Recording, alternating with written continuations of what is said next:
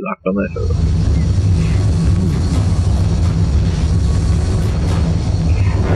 A jo, já myslím, že to jsou mimozemšťani, oni to jsou Číňani. Už to chápu.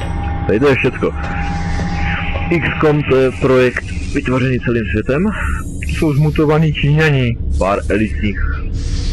Proto jsou taky pěkný postavičky. To jsou zač. Whatever they are, they nearly took out a squad of our best soldiers. If you'll excuse me, doctors. Se dívají na Commander's český waiting at parlament. mission control. Their technology is far beyond ours. Then I'd say our work is cut out for us, Doctor.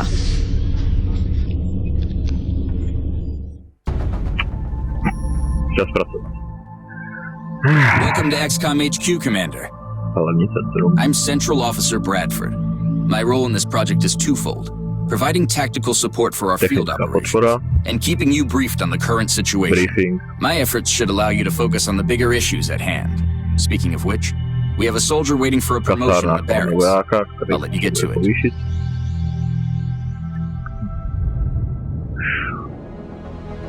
Tohle je naše mravenčí základna. S různýma částma. Commander to the barracks. Commander to the barracks. Velitel do kasáren. Kasárny jsou zde. Jinak píp. Takže máme ty kasárny. Když si to přiblížím, vidíme bandu vojáků. No, já myslím, že nejde. Oho, jak to může... To je zajímavé, já jsem to předtím hrál na jiném počítači a nemohl jsem to tolik přiblížit, nevím proč to jde. Nejdůležitější je jídelna. Já už mám hlad. Commander, the soldier is waiting for you in the armory, which is located there in the barracks. Takže tady máme nový vojáky, starý vojáky, můžeme si předělat, jsou různý typy. Ze začátku má každý povolání nováček, ale podle toho, co udělá v misi za povýšení, co udělá v misi, podle toho dostane povýšení. Když neudělá nic, tak většinou je z něho doktor, jako medic, polní. Když někoho zabije na blízko, tak je z něho assault, nebo i na blízko, takže útočný pušky a brokovnice. Když někoho sundá na nějakou extra velkou vzdálenost, tak se z něho stane odstřelovač, dostane povýšení na odstřelovače. Pokud někoho sundá granátem nebo nějakou výbušninou, tak se z něho stane granátomečík. Tak, jo, tohle, ale občas je to i náhodný, je tam prvek náhody v tomhle tom výběru. Takže dobré vojáky. Seržant Fernando Diaz, Recruit from Delta Squad made it back alive from our last mission, Commander. And I'd say a promotion is in order. A je z něho heavy, to je jako těžký nebo těžkooděnec, což znamená, jednak může mít raketomet, jednak může mít kulomety. Těžká výzbroj, podpora. As you know, Commander, every soldier is different. This particular soldier has shown an aptitude for heavy weapons. As he gains additional combat experience, we should continue his training along these lines. To, co jsem teďkom řekl, právě Will now řekl. carry a rocket launcher in addition to his standard weapon. The aliens won't know what hit him. Může používat raketomet. Oh, Dr. Valen asked to see you in the research A už labs, máme jít Commander. do It sounded important. výzkumných laboratoří. Commander to To the mi tak research chce, labs. ale můžu se Commander podívat to the zpátky. research labs. Takže já se na ně můžu podívat a mimo toho, že se mu zvýšil level, tady level tohoto jsou v podstatě jeho povýšení, to jak se zlepšuje. Taky korporál, to já si to nepamatuju ty překlady, jak si to by mě mohl říct někdo, kdo byl třeba na vojně. Že šéfe. Tady je seržant, důstojník, kapitán, major a kolonel, to je plukovník. Plukovník je nejvyšší úroveň, co se dá získat. Squady to je jako... Squad to je jako tým, družina. Výsadkový tým, to je něco jako výsadník, nebo jaká je proto ekvivalence? Skupina. Já vím, ale že squad je jako skupina jako výsadková jednotka Ale a to řekl, že squadí, jako to je četa nebo jako rota, no. četař. Četa nebo rota, no. Já vím, ale ono je to daný jako squadí, což je jako někdo, takže to je jako četař. Právě vím. Tady máme tohle. Si rovně přemýšlím. Takže první, co si uděláme, je loadout. Tady vidíme různé věci, co má s sebou. Jednak má primární a sekundární zbraň. Tady má primární Kulomet sekundárně může mít raketomet, granát, těch je nekonečno zásoby, má základní zbroj. Suspenzor a spol. Zbroj se mění, zajímavé, že když je těžko odeněc, tak získá takový hrudní pancíř. To je takový zajímavý. Ale my můžeme dát customize. První jméno. Skyner. Nebo Skinnery. Jméno. Tečka. To je řešený.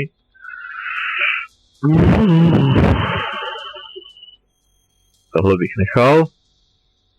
Můžu to přiblížit? Ne, já můžu to otáčet tím, že dám kolečko dopředu nebo dozadu. Fajn. Hlas? I'm on it, Commander. Solid copy. Solid copy. Affirmative. Yes, Commander. Affirmative. Affirmative. Je to furt stejný. Orders Je to hodně confirmed. podobný. Moving out. Ale když je to víc nahlas, tak je to poznat. Yes, Já Commander. chci, aby koktal. Hlavu bych nechal, co se všechno změní. Tohle. Ne, měl by koktat do rachotu kulometu, souběžně. Trošku jsem to upravil, už to začíná vypadat jako ty, ale. Barva kůže nechám. Vlasy, to je potřeba změnit. O ano, je to dokonalé. Ne, chybí mu fialový baret. A ty máš fialový baret. To někde ve skříně, no.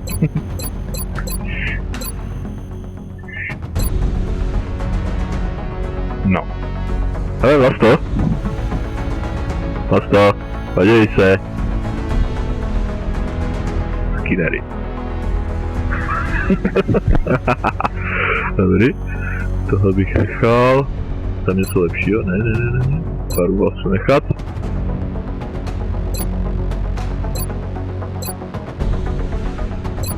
Asi ne. Tohle. Jednoznačně. Dekorace zbroje. Jsou dvě typy, já mám v podstatě dodatek k tomu, který mi umožňuje mezi těma dvouma vybírat a... Já bych nechal bílá, komu by se nelíbila. O, ta růžová, to byla dokonalá. Ano. Vidíte mě ufoní? Tady jsem, to si pravda. Tam mě nenápadí. Růžový, milý medvídek, přítulný, Tohle ještě. domácí, chcete mě? Mícháme to. Takže barvu dostaneš. Jakou bys chtěl. Modrou s růžovou.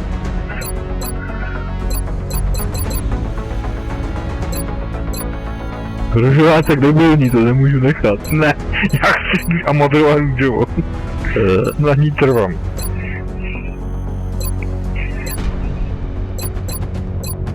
No tady to mění některé další barvy.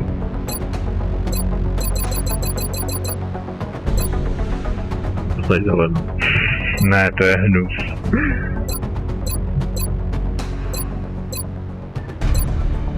Fajn, růžová. Tak, Nejlepší voják ze všech. Tak, udělal bych si sebe. třeba jsou barvoslepí. Třeba to. Máme tady několik dalších. Angličan. Kenia? Co je tohleto za stát Francie? Něco takového. To ne. Další.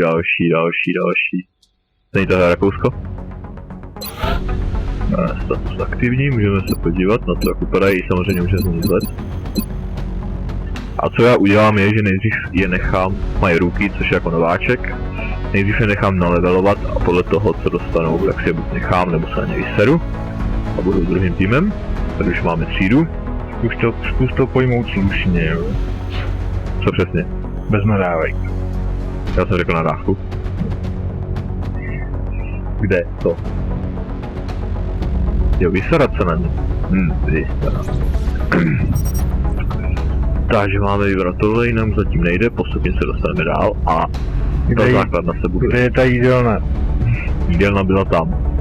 Tady bude taky jídelna, pokud teda... Voják, který není správně najezen, je v boji neschopný. Ano, přesně tak. Oni se tam... tady to jsou kasárny, co oni tady mají posilovnu. Mají tady jídelnu. Tady mají dokonce bar. Tohle to. Ale se podíváme, jsem se na to nikdy nedíval. Nejde se. A už to nejde stěhejvat. Aha, musím kliknout.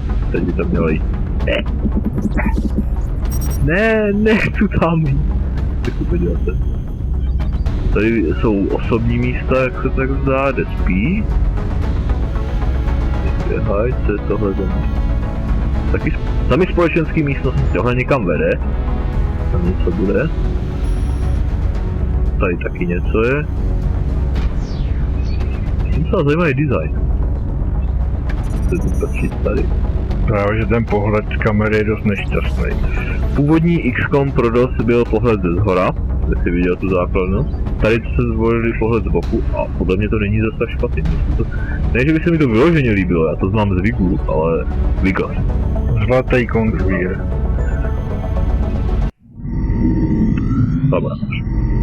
Hello, Commander. My name is Dr. Farlan. I oversee the research labs. This is where all of XCOM's research and development takes place. We have already begun analyzing the artifacts recovered from our first encounter with the aliens. Based on our preliminary findings, we believe we can use them to develop some new equipment for our soldiers. With your approval, we will begin research immediately. Co v podstatě řekla, že už analyzovali dané věci, máme několik možností, které můžeme to. Jejich zbraně se rozpadly na fragmenty, na částice. My je můžeme dát zpátky dohromady na zbraně. Já jsem si původně myslel, že ty zbraně jsou jinýho typu, než z nich vypadávají, ale ne. Je to ten samý typ. A tady to je v podstatě změna od původní dosádky hry, kdy přímo padaly ty jejich zbraně a přímo se dali i rovnou použít. Tady se rozpadnou prostě na kusičky, já jsem myslel, že se takhle snaží vyhnout tomu, aby bylo ve hře moc typů zbraní, aby se ulili, ale není to tak. Zbraně tam opravdu jsou a dají se dát zpátky dokupy. Takže máme tohle. Vetřelčí materiály. Vetřelci zdá se používají materiály, které jsou lehčí a silnější než cokoliv, co jsme kdy viděli. Takže tohle mé slavné věty Rubikova kostka správně rozložená rovná se správně složená. Tady jde o to, takže máme 3 věci, co můžeme mít. Jednak potřebujeme pitvat a tak podobně, tohle není dost tak důležitý. Zbroj bude asi nejdůležitější z této části. Musím opravdu dát bacha, protože jsem dal normální obtížnost a mě ta hra na lehkou blbla docela dobrým způsobem. A tam jak si okamžitě jedna rána od ufouna znamenala smrt. Okamžitou. Jakýkoliv ty ufouna, tak pro mě. Což bylo ohromný v některých misích. První mise se základnou vetřelců, napadení vetřelčí základny, bylo tam 22 chrysalidů. Pokud někdo tady toho zná, tak ví, že tohle to bylo docela nefér, protože jeden chrysalid dokáže zabít 3 moje vojáky. Do mise jich jde vzít maximálně 6. Bylo jich tam 22. Takže po pár desítkách hodinách jsem tu misi dal na lehkou úroveň. Takže podle mě v původních hře se nacházela chyba hry, kdy pokud se ve verzi 1.0 dala nejlehčí obtížnost, tak se automaticky to přednastavilo na nejtěžší. Na nadlidskou. Takže začneme projekt vetřelčí materiály, abychom mohli mít lepší zbroje a později i lepší výbavu pro vehikly, což znamená lodě, stíhačky a tak podobně. Lepší materiály pro výrobu. Yep. Thank you, Commander. This research will take some time. We will notify you once it is complete. Commander to mission control. Commander to It sounds like you are needed elsewhere. Farewell, Commander. If you recover any additional artifacts during your field operations, I would be quite eager to study them. Commander to mission control. Commander to mission control. Tohle byla hodně velká pro mě zajímavost, to, že se zkoumaly mimozemské technologie, vytvářely se hybridní technologie a tak podobně, jako celkově je to zajímavý koncept. Je to docela složitý, tady je to o něco zjednodušený, ale pořád je to extrémně dobrý. The enemy is testing our capabilities, Commander. We've gotten reports of simultaneous attacks in 2 different countries. We can only respond to one. The country we help will donate more resources to our cause. But the panic level of the country we choose not to help will rise. It's not an easy decision, Commander, but it's one you'll have to make. Tady se nachází jedna z věcí, která mě docela štve. Takže ufouni unášejí lidi, jsou hlášení několik míst. My můžeme naraz zasáhnout jen na jednom místě, což je absolutní hovadina, která mě nehorázně sere. Tam, kde nezasáhneme, tam se zvýší panika. A mimozemšťani získají tam větší kontrolu. Pokud dosáhne panika 5, tak celý ten obrovský stát, celý ten kus to ztratíme a bude pod mimozemskou permanentně. Ztratíme z něho financování, ztratíme možnost mít nad ním satelit, ztratíme všechno. Takže člověk na tohle musí dát skorecky bacha a já se bojím, že když jsem to dal na těžší obtížnost, že já jsem měl problém, já jsem na konci prvního měsíce málem ztratil jeden z nich a jinak do konce hry jsem to udržel na 4. Takže panika v daném světadíle a tak podobně. 1. Obtížnost mise, ale jednoduchá. Odměna je 200, nejsou to dolary. Kdyby to byly dolary, tak by to bylo jednoduchý. Ne, dostaneš 200 paragraf. V původní hře to byly, se všechno počítalo ve strašných milionech dolarů a tak podobně. Tady je zavedená jiná jednotka a myslím, že tohleto je jako $1. 1 milion, nebo miliarda dolarů. Takže je to prostě zkrácený, aby to bylo jednodušší. Co všechno stojí. Takže tohle nám zaplatí vlastně vláda, když se nám povede danou situaci vyřešit. Takže první je San Francisco, Spojené státy, druhý místo je v Číně, v Gansu. Mise jsou náhodně daný, ale terén tak na půl, ale tím, že se snažili do detailu, takže i když to bude stejná mise jako nějaká jiná, pokud by se třeba hráli znova tu hru a bude to v jiném státě, tak třeba budou značky na autách jiný podle toho státu. To se zajímavě udělaný do detailu, že se autoři opravdu snažili. To vidím podle toho paragrafu. Takže odměnou bude 200 právník. Takže máme 200 jednotek peněz, anebo 4 vědce profesionální. Co zvolíme? Věci znamenají rychlejší výzkum, rychlejší přiřazování, technologie. Peníze, všechno ostatní. Já bych dal peníze. Já bych dal vědce. Fajn, dáme vědce. Vědce není nikdy dost, peněz taky. Tohle bude zajímavé. Jinak já ukončím nahrávání jen tak, aby se to neposral.